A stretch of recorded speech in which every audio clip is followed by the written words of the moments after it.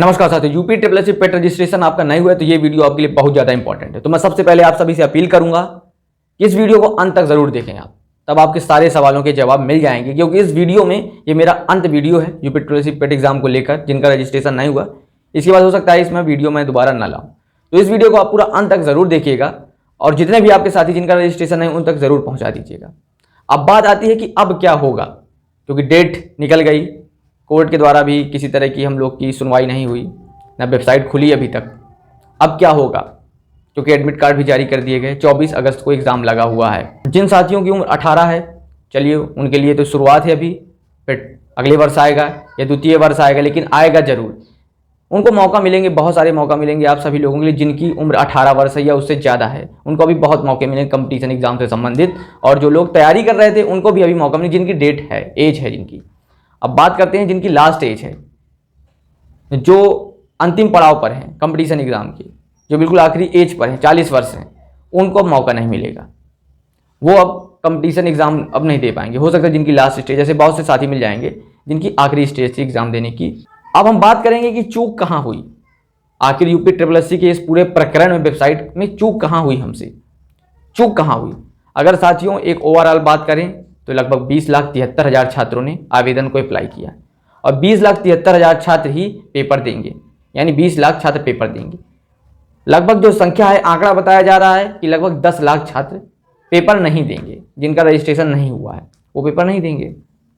तो एक 10 लाख, एक मैक्सिमम ज़्यादा से ज़्यादा इतना आंकड़ा बताया जा रहा है। अब इससे ज़्यादा भी हो सकता है या भी कम भी हो सकता है, लेकिन जो बातें हैं मीडिया में आप सब लोग के बीच में, वो बात मैं आपसे बताना चाहता हूँ। जब आप देखिए कि 10 लाख छात्रों ने आवेदन नहीं कर पाए, 20 लाख साथियों ने आवेदन कर दिया। आप याद करिए वो दिन मई का और जून का, 25 मई से स्टार्ट थी, 21 जून को बंद थी। तो आप जून के महीने में जाइए 15 जून को, तो ये जो 10 लाख साथी हैं ये 15 जून से लगातार आवेदन कर रहे थे, अप्लाई कर रहे थे, लेकिन वेबसाइट इतनी धीमी थी, सर्वर डाउन था कि हो ही नहीं रहा था। घूम रहा था कर्सर, कभी आउट हो जाता, बैक हो जाता, फिर हम लोग रीलोड करते, लेकिन हो नहीं रहा था। इस कारण ये 10 लाख अभ्यर्थी नहीं कर पाए। अब चूक के लिए मैं कई सारी चीज़ों बताऊंगा। पहली चूक तो हम लोग आवेदन नहीं कर पाए क्योंकि सर्वर प्रॉब्लम थी। चलिए ये सर्वर के इशू पर चला गया। अब आयोग की दिक्कत थी कि वेबसाइट सुचारू रूप से नहीं चल सकी। अब बात आती है कि हम लोगों ने क्या किया। सबसे बड़ी दिक्कत है साथियों, आप इस बात को बुरा मत मानिएगा, लेकिन ये मान लीजिए आप सच्चाई है कि हम सब लोग संगठित नहीं हो पाए, साथ एक प्लेटफॉर्म पर नहीं आ पाए, एक राय नहीं बना पाए। और दूसरी चीज़, जो भी साथी एक प्लेटफॉर्म पर आए, साथ है, जो अभी तक साथी बने हुए हैं, क्योंकि मैं जानता हूँ रोज़ वीडियो के माध्यम से मुझे 10 से 15 हज़ार लोग सुनते हैं, लेकिन वो साथी लगातार प्रक्रिया में बने रहे हम लोगों के साथ, तो उन सभी का धन्यवाद। लेकिन 15,000 साथी नहीं थे, हम 10 लाख बोल रहे हैं। 10 लाख साथी थे, बहुत बड़ी संख्या होती, लेकिन हम लोग एक प्लेटफॉर्म पर नहीं आ पाए, एक जगह नहीं आ पाए, एक राय नहीं बना पाए। जो बना गए वो तो ठीक है, चलता रहा, लेकिन और भी लोगों को सामने आना चाहिए था, सबको साथ मिलना चाहिए था। मैं नहीं कहता कि बहुत सारे हमारे साथी हैं दूर दराज में जो फ़ोन भी नहीं इस्तेमाल कर पाते, क्योंकि बहुत सारी दिक्कतें हैं जिसके आज भी लोगों के पास फ़ोन नहीं है, गांव में रहते हैं, रिचार्ज नहीं हो पाता, तमाम तरह की दिक्कतें हम सभी को समस्याएं हैं, रोज़ सामना करते हैं। मैं मानता हूँ चलिए 5 लाख लोग नहीं शामिल हो पाए, फिर भी 5 लाख तो बचते हैं साथी, उनको सोचना विचारना चाहिए था, प्लेटफॉर्म में रहना चाहिए था। कई सारे मैंने टेलीग्राम ग्रुप भी बनाए कि आप उससे जुड़ जाइए। आप नहीं, कहीं इकट्ठा होने के लिए नहीं कहा जा रहा था कि आप इकट्ठा होइए, कहीं एक ग्रुप में इकट्ठा हुई, उस ग्रुप में जुड़ जाइए ताकि ग्रुप बड़ा हो। तो वो भी आप लोग से इतर रहा, 1000-2000 छात्र हमारे जुड़ पाए।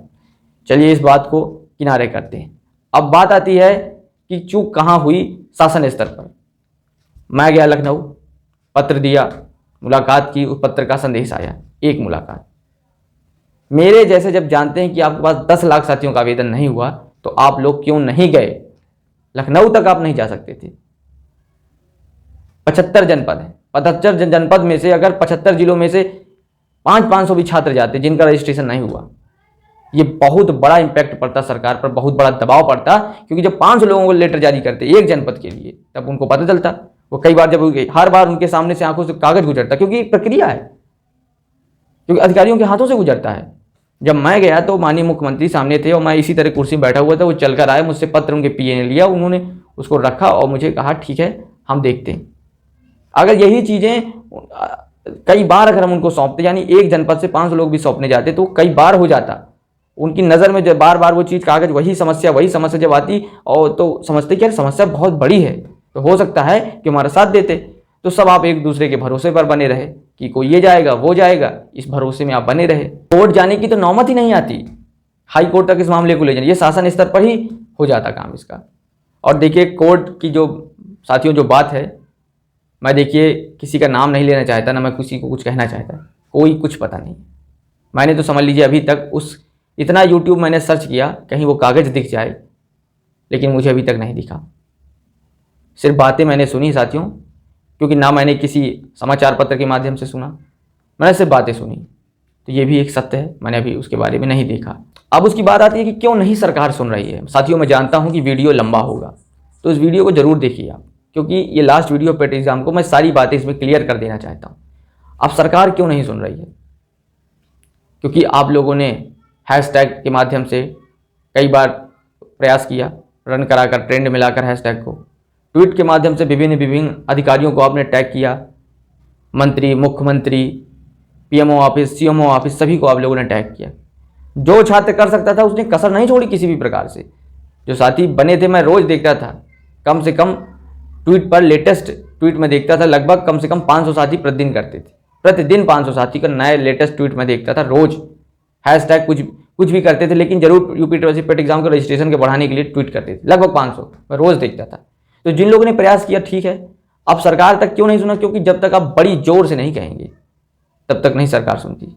जब तक जनसमूह नहीं इकट्ठा होगा, जनसमूह की आवाज़ नहीं सरकार तक जाएगी, तब तक सरकार नहीं सुनती। ये सत्य है। इसलिए क्योंकि लोगों ने ज़्यादा आवाज़ नहीं पहुंचाई, इसलिए सुना नहीं। अब बात आती है कि जो लोग इतने सारे थे, जो संख्या बताई जा रही थी यूपी ट्रिपल पेट एग्जाम की कि 10 लाख अभ्यर्थी जिनका रजिस्ट्रेशन नहीं हुआ, बहुत बड़ी संख्या होती। 10 लाख आप सोचिए कितनी बड़ी संख्या होती, बहुत बड़ी संख्या होती। लेकिन वो क्यों नहीं साथ आए, एक प्लेटफॉर्म पर क्यों नहीं इकट्ठा हो पाए? सिंपल सा कारण है, सब लोग एक दूसरे के ऊपर डिपेंड थे, कोई ये करवा दे कोई वो करवा दे, सीबीसी पर डिपेंड थे, इसलिए वो एक राय ही नहीं रख पाए, इसलिए वो इकट्ठा नहीं हो पाए। हो सकता है दूसरा कारण कि बहुत सारे साथियों तक हमारी बात नहीं पहुंची। जब हम आपसे कहते थे कि मेरे साथी इस मैसेज को शेयर कर दो, इस वीडियो को शेयर कर दो, तो आप सोचते थे कि नहीं उसमें मेरा भला कोई होना, इसलिए आप उस मैसेज को शेयर नहीं करते थे।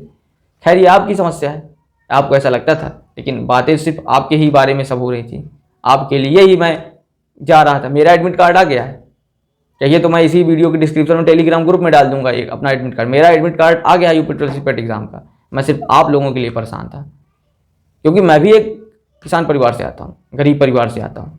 मैं समझता हूँ कि बेरोजगारी क्या होती है, नौकरी क्या होती है, उस चीज़ को मैं समझता हूँ। इसलिए मैं आप लोगों के साथ जुड़ा रहा। मैंने सोचा कि 10 लाख बहुत बड़ी संख्या होती है, तो 4000 10,000 का छूट जाता तो ये मान लेते हैं कि लापरवाह है, लेकिन 10 लाख अभ्यर्थियों का छूट गया रजिस्ट्रेशन, ये बड़ी बात थी। इसलिए मैं लगातार आप लोगों से लगा रहा। तो हो सकता है कि उन तक मैसेज नहीं पहुंच पाया, इसलिए उस छात्र सभी इकट्ठा नहीं हो पाए। आप साथियों लास्ट वीडियो का लास्ट स्टेज आ चुका है। अब वीडियो के लास्ट बिल्कुल में नया टॉपिक है। अब क्या हम लोग को करना चाहिए, आखिर अब क्या बचा है हमारे पास? तरीके बहुत सारे हैं साथियों। न्याय है, न्याय के लिए जब तक आपको न्याय न मिले तब तक आप लड़ते रहिए आप। तो अगर आपके पास है कि हम सब लोग मिलकर लड़ सकते हैं तो फिर लड़ते हैं, और लगे कि नहीं लड़ सकते हैं तो फिर नहीं लड़ते हैं। ये आप लोग की इच्छा शक्ति के ऊपर है।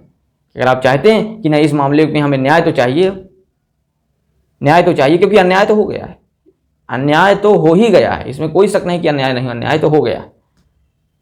क्योंकि जिन साथियों का रजिस्ट्रेशन हो गया, जिनका एडमिट कार्ड आ गया है, उनकी आंखों में तो खुशी के आंसू, बहुत खुश हैं। लेकिन उतने ही छात्र दुखी हैं, क्योंकि उनका रजिस्ट्रेशन भी नहीं हो पाया।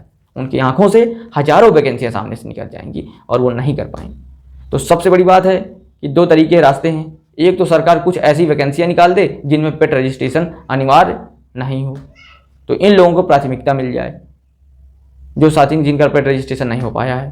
तो एक ये तरीका है, क्योंकि आखिरी सांस तक न्याय के लिए लड़ना चाहिए, ये सभी महापुरुषों ने कहा है। अब आप समझ लीजिए कि किस महापुरुष की आप बात मानते हैं, या तो खुद ही आप एक महापुरुष हैं जो चाहते हैं कि न्याय के लिए हम लोग ना लड़ें।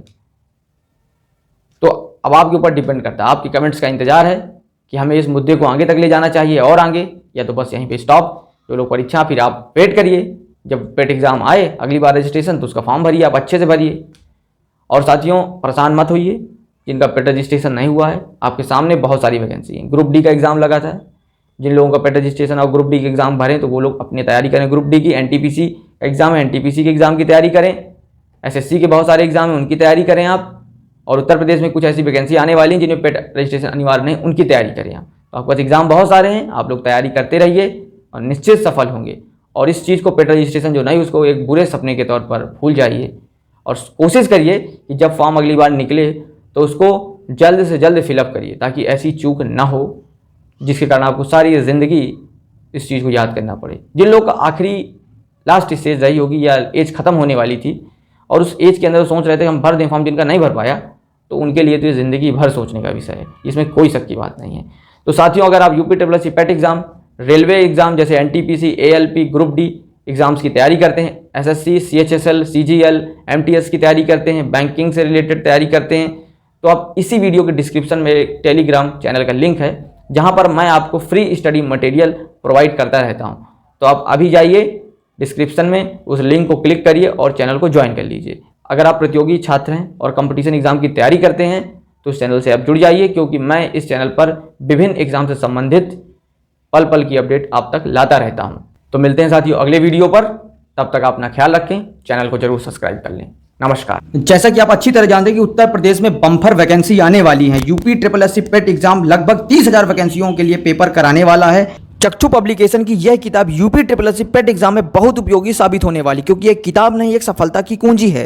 किताबें तो आपको बहुत सारी बाजार में मिल जाएंगी, लेकिन इस किताब की कुछ खास बातें हैं जिन पर आपका मैं ध्यान आकर्षित करना चाहूंगा। इस किताब में आपको 2200 बहुविकल्पीय प्रश्न मिल जाएंगे। जो ये प्रश्न नहीं, अति महत्वपूर्ण प्रश्न है, ऐसे ही प्रश्न आपको एग्जाम में देखने को मिल सकते हैं। दूसरी महत्वपूर्ण बात इस किताब की यह है कि इस किताब में आयोग की तरफ से जो ऑफिशियल सिलेबस है उसको पूरा इसमें डिस्कस किया गया है। उसी को ध्यान में रखते हुए इस किताब को पूरी तरह डिजाइन किया गया है। यहाँ पर आपको भारतीय इतिहास मिल जाएगा, भारतीय राष्ट्रीय आंदोलन मिल जाएंगे, ज्योग्राफी मिल जाएगी, इकोनॉमिक्स मिल जाएगी, पॉलिटिकल मिल जाएगी, जनरल साइंस मिल जाएगी, आपको अंक गणित मिल जाएगी, हिंदी मिल जाएगी, इंग्लिश मिल जाएगी, रीजनिंग आपको मिल जाएगी, समसामयिक करंट अफेयर आपको मिल जाएंगे, स्टैटिक जीके मिल जाएगा, DI मिल जाएगी, ग्राफ से संबंधित आपको प्रश्न मिल जाएंगे। यानी जो आयोग की तरफ से सिलेबस डिस्कस किया गया है हूबहू इस किताब में पूरी तरह अति महत्वपूर्ण प्रश्नों के साथ इसको डिजाइन किया गया है इस किताब को। अब मैं आपको इस किताब की एक नजर आपको सिलेबस दिखाता हूं। आप इसमें देखिए सिलेबस। इंडियन हिस्ट्री है।